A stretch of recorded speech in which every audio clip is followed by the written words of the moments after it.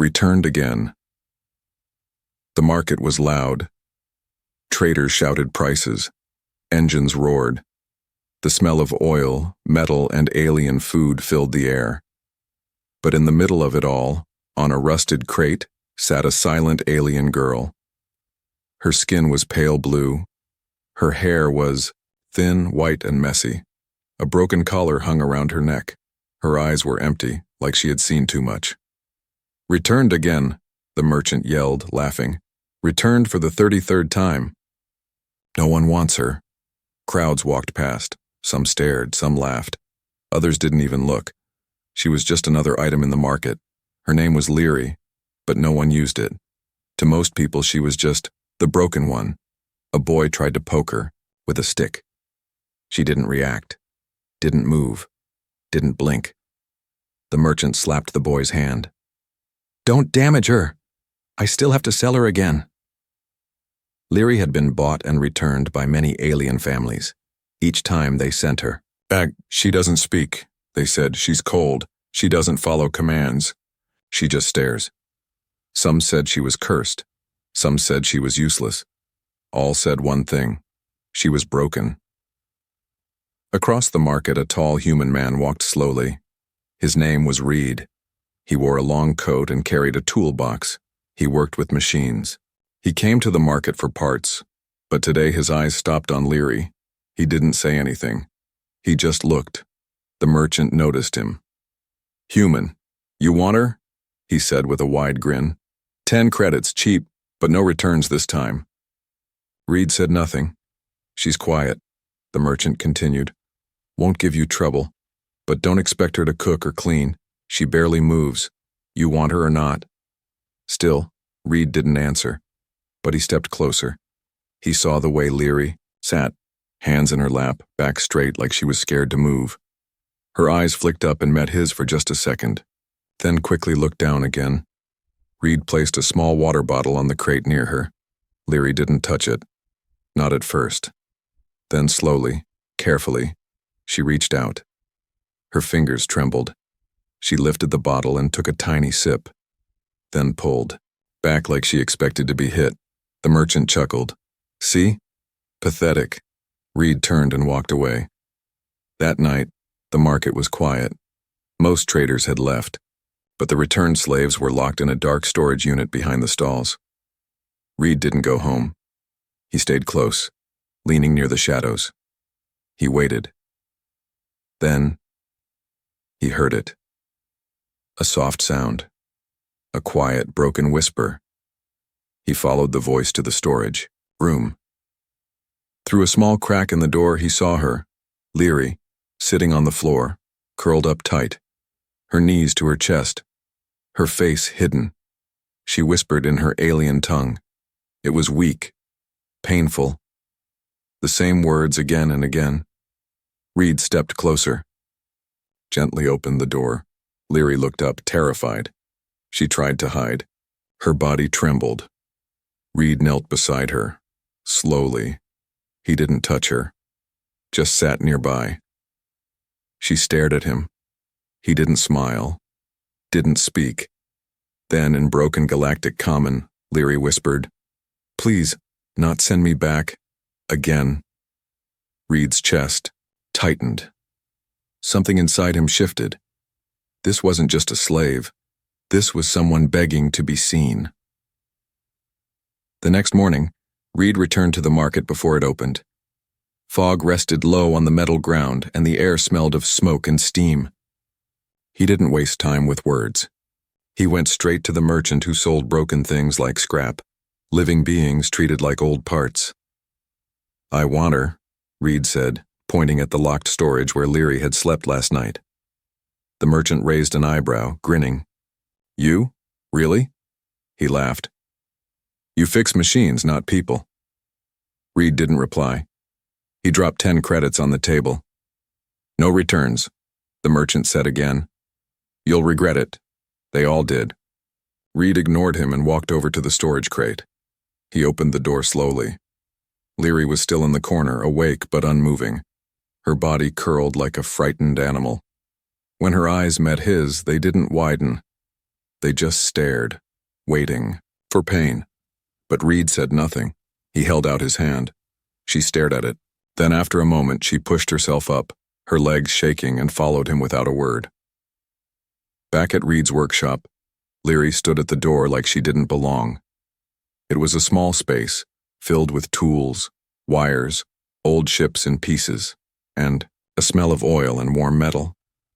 Reed motioned to a folded blanket in the corner. "You can rest there," he said. She didn't move. Reed didn't press. Instead, he went back to working on a broken hover drone. Liry watched from the doorway like a ghost, unsure if she was welcome. Later he set a bowl of food and water on the floor near the blanket. He didn't look at her. He kept working, letting her choose. After many minutes she crept forward and sat beside the bowl, not touching it at first. Then she slowly began to eat, tiny bites as if expecting it to vanish.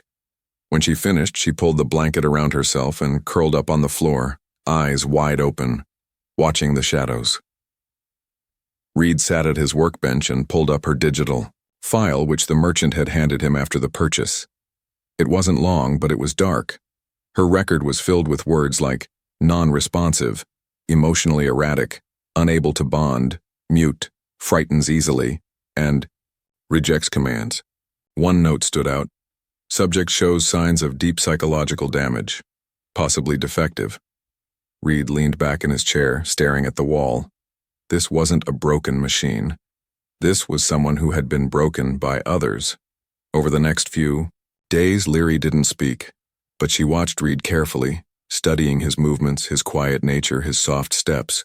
She never touched anything without permission. She never made noise. At night, she wrapped herself tightly in the blanket and never closed her eyes until Reed had fallen asleep across the room. One day, while Reed was repairing a damaged communication device, a friend dropped by, an ex-military woman named Brina, who once served in intergalactic rescue. She noticed Liry right away. "Who's the girl?" she asked. Liry shrank back at the sound of the stranger's voice. Reed answered without looking up. "She was returned too many times. I took her in." Brina frowned. "From the slave market?" Reed nodded. Brina watched Liry carefully.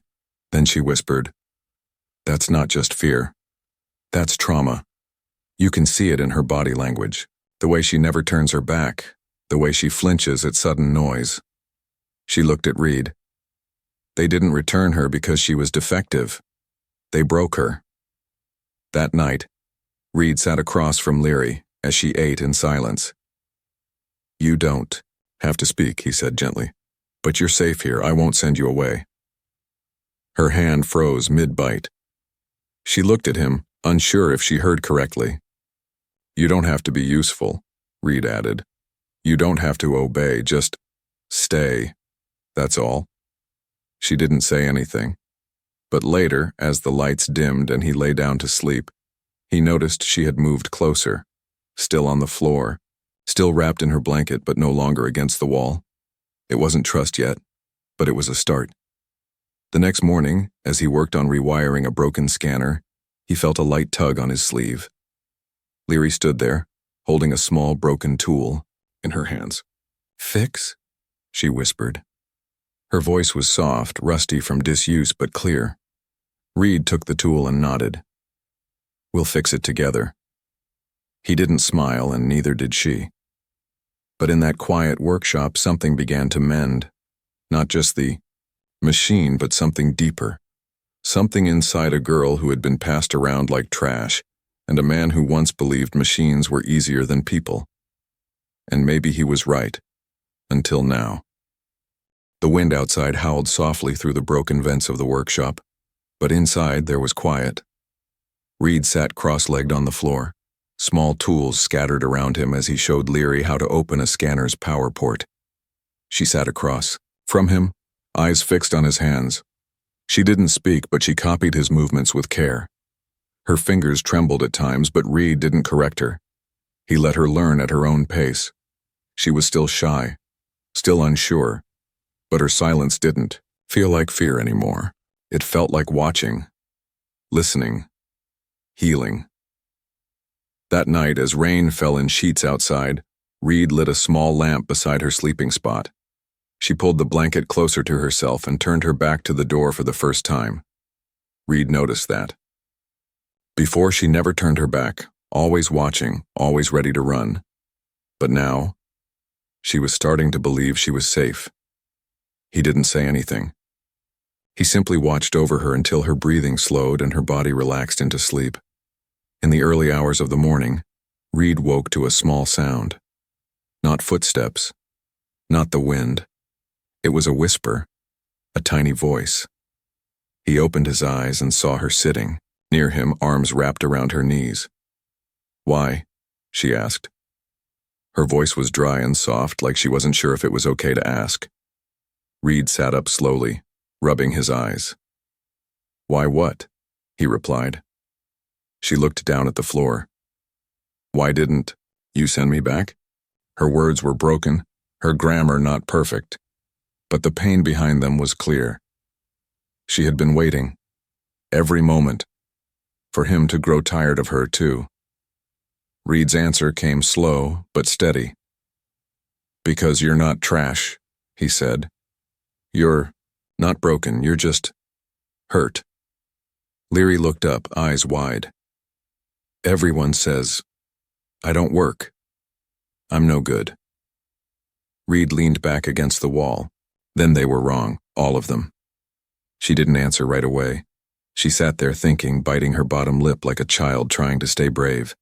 Then she whispered, "Will you still keep me, even if I don't know how to be good?" Reed didn't smile. He didn't offer false promises. He just said the words that mattered. "Stay with me." The days after that were quiet, but different. Liry began waking up earlier. She started helping Reed with simple tasks, passing tools, cleaning parts, arranging wires. She still didn't talk much, but her eyes met his more often. She even asked questions now and then, whispering soft words like, "This goes here?" or "Is this safe?" Reed answered every time, always patient, always calm. One afternoon, while working on a broken cargo drone, Reed found her sitting in the corner with a piece of scrap metal. She had scratched small shapes into it with a screwdriver, stars, a crescent moon, and a figure with big hands beside a small one. Reed didn't say anything. He just placed a clean metal plate in front of her and walked away. The next day, he found a new drawing on it, her and him, sitting together under a night sky. Later that week, while walking through the market for supplies, Liry stayed close behind him, head lowered. People stared. Some whispered. One alien woman even scoffed, "Why keep that one? She's not even pretty. Couldn't you find a better model?" Reed didn't respond, but Liry's steps slowed. Her head dropped lower. That night, back at the workshop, she sat silently in the corner, drawing circles over and over. When Reed asked what was wrong, she only said, "I heard them." Reed crouched beside her. "You don't need to be pretty, or useful, or anything. You're not. I didn't take you in to fix you. I took you in because no one else saw what I did." She looked at him. "What did you see?" she asked. Reed paused, then said, "Someone still alive, still trying. That's enough for me." For the first time, Liry smiled. It was small, like she wasn't sure if it was okay to be happy. But it was real. That night, when the rain returned and thunder shook the sky, Liry didn't hide in the corner like she usually did. She came and sat beside Reed as he worked, curling up with her blanket near his feet. Her eyes didn't dart around in fear. She just rested, trusting the warmth beside her. And Reed, for the first time in years, felt like he wasn't just fixing machines anymore. He was fixing something no tool could reach, something inside both of them. Rain poured outside like the sky was mourning something, but inside the workshop, the air was still. Liry sat quietly near the table, her eyes fixed on a piece of scrap metal. She held a small piece of wire like a pencil and was drawing again. Reed watched her from across the room as he tightened bolts on a panel. He had noticed something strange the past few days. Her drawings had changed. They weren't stars or shapes anymore. They were darker, shadows, chains, small cages, symbols of pain. One image showed a small girl with her mouth sewn shut. Another had her hands tied to the ceiling. Reed didn't need words to understand. These weren't drawings. They were memories. Later that night, Reed quietly picked up a few of the sketches Liry had left behind. He didn't ask her permission, but he knew she wouldn't stop him. She wanted someone to see, someone to understand. He took the drawings to someone he trusted, Brina, his ex-military friend who once worked on recovery missions for alien trafficking victims. When she saw the images, her face grew pale. "These aren't nightmares," she said softly. "These are signs of deep trauma. This girl wasn't just passed around, she was broken on purpose, probably by those who trade in high-dollar servants. I've seen it before." Reed felt sick. Liry had never told him anything, but she didn't have to. Every scar on her soul was already written on paper, scratched in silence with trembling fingers. Brina looked at him with serious eyes. "She's lucky she found you. If those bastards find out she's still alive and doing better, they might want her back, or worse, try to cover their tracks." Reed's jaw clenched. "They'll never touch her again." Back at the workshop, Liry sat on the floor with her legs pulled to her chest. She looked up when Reed entered, her eyes asking questions her mouth couldn't. He sat beside her and handed her a small wrapped package. Inside was a real sketch pad and a clean set of drawing tools. Liry touched them like they were made of gold. "You can draw whatever you want," Reed said gently. "I'll look at every page." Liry didn't smile, but her eyes softened in a way that meant more. That night, as they ate in quiet peace, a sudden noise outside made Liry freeze. It was a harsh sound, a metallic thump like boots on metal.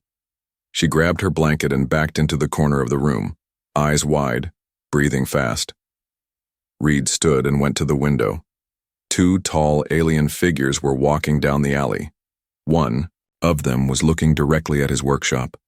The other held a tablet scanning the area. Reed felt cold settle in his chest. He knew those uniforms. They weren't peacekeepers. They were private enforcers, men hired by powerful traders to recover lost property. And Liry had once been one of those items. He turned back to her. "Liry," he said, calm but firm. "Do you know them?" She nodded slowly, lips trembling. They put me in the dark box with wires."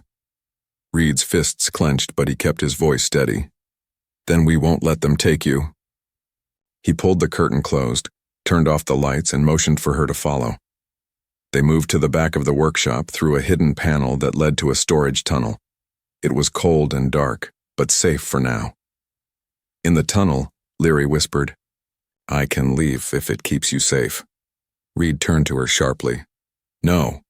His voice was low but fierce. "You don't run alone again. I told you to stay. That means with me, no matter what." Liry looked like she wanted to cry but couldn't. Her tears had dried up long ago. Instead, she just reached for his hand, holding it like it was the only thing keeping her grounded. They waited in silence until the sounds above faded. When it was finally safe to return, Liry didn't ask what would happen next. She just followed Reed back to the light. That night, as he sat by his workbench, she brought him another drawing. This one was different. It was her, standing beside a tall man with tools in his belt. The stars above them looked calm, peaceful. Under the drawing, she had written 4 shaky words in small, uneven letters. "You said, stay with me." And now she truly wanted to. The next morning was too quiet. Reed felt it the moment he opened the workshop door. The air was thick, heavy, like something unseen waited nearby. He looked both ways down the alley before stepping outside. Liry stayed hidden inside, watching, through a narrow crack between the metal panels. She felt it too, that strange pressure, like old fear crawling up her spine again. Reed didn't say anything, but his eyes were sharp, his steps slower than usual. They had both sensed it. Something was coming. He went to the market as usual to pick up parts, but the vendors seemed tense. Some avoided his eyes. Others whispered behind their stalls. One vendor leaned close and muttered, "2 men asking questions about you yesterday. Said they were looking for a runaway item. Paid good credits for info." Reed didn't reply. He just nodded and turned back toward the workshop, his pace quicker than before. When he returned, Liry was already waiting by the door. She didn't ask anything. She just looked at his face and knew. Her fingers curled around the drawing pad she now kept close like a shield. Reed didn't want to frighten her, but there was no more time for silence. "They'll come again," he said. "We have to be ready." But being ready didn't matter, because they came sooner than expected. That same evening, as dusk began to settle, a loud knock echoed against the metal door. Then a voice, cold and official. "By order of the Intergalactic Trade Registry, we demand entry to verify ownership of stolen property." Liry backed away instantly, trembling. Her hands gripped the wall behind her like she was trying to melt into it. Reed stood between her and the door. "She's not property," he said, aloud, voice calm but firm. The door slid open halfway before Reed shut the safety lock again. Outside stood 2 tall aliens in black armor, faces hidden behind metal visors. One held a tablet, scanning the room. "You're in possession of a registered Class D labor unit. Subject ID, Liry 47. Multiple returns. You are not authorized to keep her." "She's not a thing," Reed replied. "She's a person. She stays with me." "She has no legal rights," the officer said, stepping forward. "She belongs to her original owner, who has requested retrieval." Reed's jaw tightened. "She was tortured, abused. You're not taking her back." Liry crouched low behind a storage unit, her breath coming fast, eyes wide with panic. Her body refused to move. Her memories screamed inside her, pulling her backward into cages and chains. Her voice wouldn't come. The second officer stepped forward. "If you don't comply, human, we will use force." But then, something changed. Liry, still shaking, rose slowly from behind the crates. Her bare feet made soft sounds on the metal floor. She didn't run. She didn't scream. She stepped beside Reed, her fingers trembling as they wrapped around the edge of his coat. "She is not yours," Reed said again, not looking away from the officers. And then Liry did something. No one expected she spoke. "I choose to stay." Her voice was small, broken but clear. The officers paused. "She's not a legal citizen," one of them snapped. "But I am," Reed answered, "and I'm filing for immediate asylum protection under galactic humanitarian law." The officers scowled behind their visors. "That's not how this works." Reed stepped forward, his tone like steel. "I've already sent her testimony to Intergalactic Human Rights Command. I have witnesses, medical scans, visual reports. You walk out now, or you'll be the ones charged." The 2 enforcers exchanged a look. Then, without a word, they turned and left, vanishing into the shadows of the alley. The door closed behind them, locking shut with a deep click. Inside the workshop, silence returned. Liry slowly slid down to the floor, her hands shaking too much to hold the drawing pad. Reed knelt beside her. "You were brave," he said quietly. She shook her head. "No. I was just tired of being afraid." Reed didn't hug her. He didn't speak more. He just sat with her on the floor until her breathing calmed. That night, she didn't sleep in the corner. She slept on the cot he had placed beside the workbench weeks ago, a cot she had never dared to use. Until now, because now she had chosen to stay. 3 days later, the sky above the Capitol Court Station was gray and cold, just like the building itself. Metal walls, straight lines, no warmth. Liry sat in a small waiting room beside Reed, her hands tightly wrapped around a cup of warm water she hadn't touched. Her shoulders were stiff, her face pale. She hadn't drawn in 2 days, she hadn't smiled either. This place reminded her too much of where she had come from. Tall walls, locked doors, people who talked about her like she wasn't there. But this time she wasn't alone. Reed was beside her, his coat around her shoulders, his eyes on the door ahead. This time, she wasn't going back without a fight. A court officer stepped into the room. "The hearing is ready," he said. Reed stood and gently offered his hand. Liry looked at it for a second, then slowly took it. Her fingers were cold. Her steps were slow. But she walked beside him. Not behind, not dragged. Beside. Inside the chamber. Alien judges sat high on a platform, their faces unreadable. Officials from the trade registry stood at the other side, dressed in perfect uniforms, holding digital pads full of records. One of them spoke first. Subject Liry 47 is a Class D domestic labor unit, legally returned by 31 buyers, due to unsuitability. Subject was recently taken from market custody by this human without registry approval. We request she be returned to her rightful owner or processed for repurposing. Reed stood calmly. She's not an object. She's a living being. She was not unsuitable. She was abused. I have statements from witnesses, medical scans showing trauma injuries, and artwork drawn by the subject that clearly shows memories of torture. The trade officer sneered. She doesn't speak properly. Her testimony cannot be trusted. She has no registered citizenship, no family, no worth. Liry's hands shook under the desk. She wanted to disappear. She had heard these words all her life. No worth, no voice, no right to choose. But Reed didn't back down. She has me, he said firmly. I'm applying for full guardianship and requesting humanitarian protection. She lives with me now, not as property, but as family. There was silence in the room. The judges whispered among themselves. One of them looked directly at Liry. Can she speak for herself? Liry's heart pounded. Her mouth felt dry. She looked down at her hands, then at Reed. He gave a small nod. No pressure, no command, just quiet support. She looked back at the judges, then stood. Her legs were weak. Her voice was even weaker. But she stood straight and looked up. My name is, Liry, she began, slowly. I was sold, hurt, and passed like broken box. Her words were rough, her sentence broken, but every syllable was real. He gave me food, warm. He didn't touch me wrong, didn't shout. He say, stay with me. And I stay. I choose. I am not thing.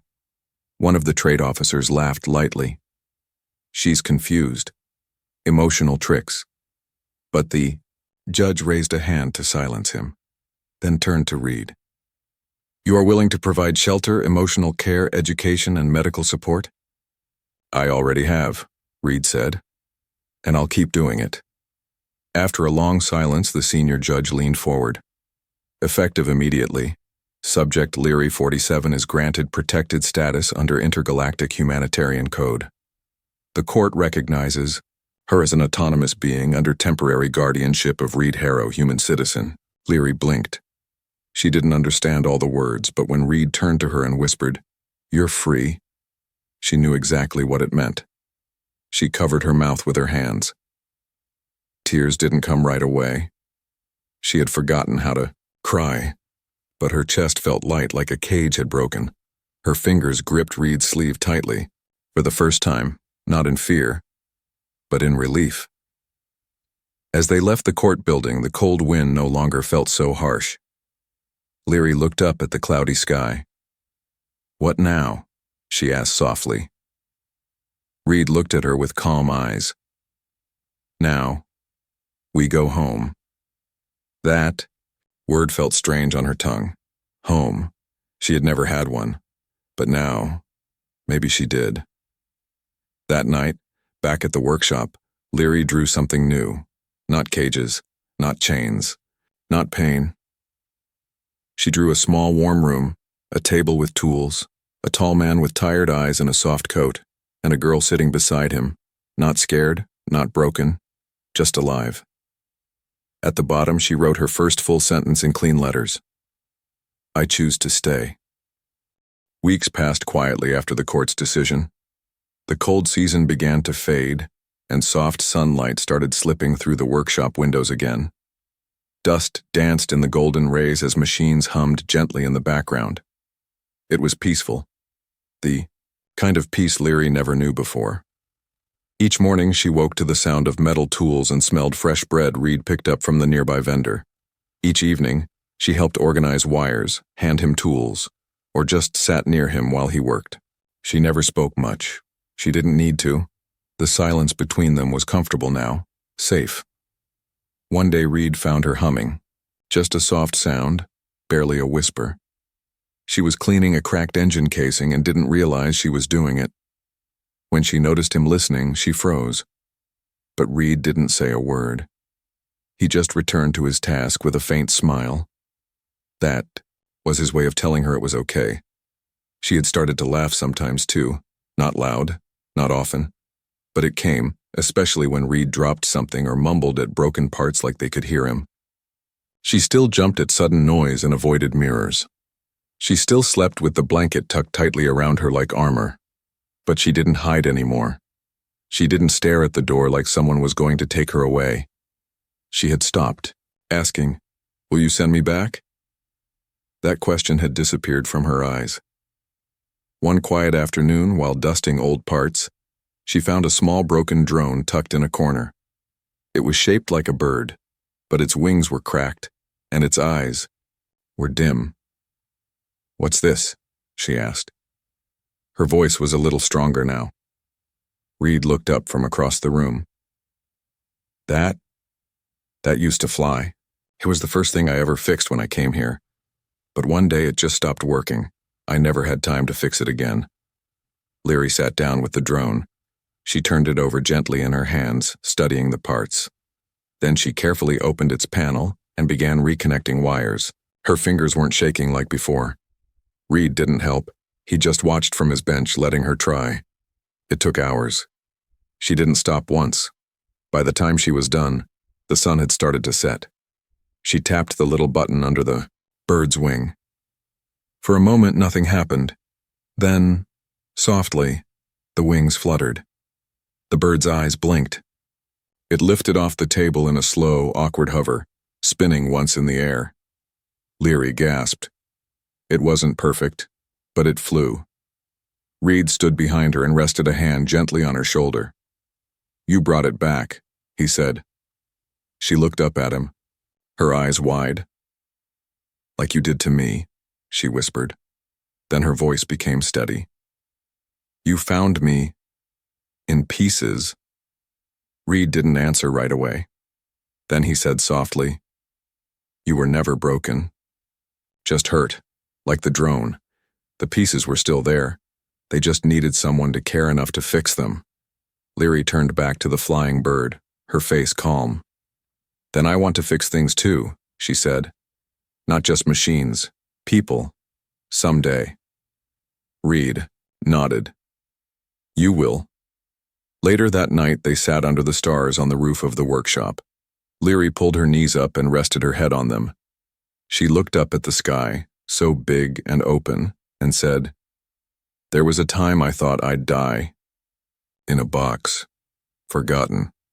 Worthless. But now," she looked at Reed, "now I draw stars instead of cages." Reed looked at her with quiet pride. "And every star is your own now." They sat in silence, listening to the gentle wind. The little drone bird hovered nearby, spinning in slow circles like it was dancing. And then Liry said something that surprised them both. "Thank you for not giving up on me." Reed shook his head. "You never gave up on yourself. You just needed a place to heal." She smiled, a real one this time, bright, soft, and full of life. "Then I'll stay here. Not because I have to. Not because I'm scared, but because I choose to." He looked at her with quiet warmth. "Then welcome home." And for the first time in her life, the word home didn't sound like a dream or a lie. It felt real. Because she was no longer someone forgotten. No longer someone returned unwanted. She was someone who stayed.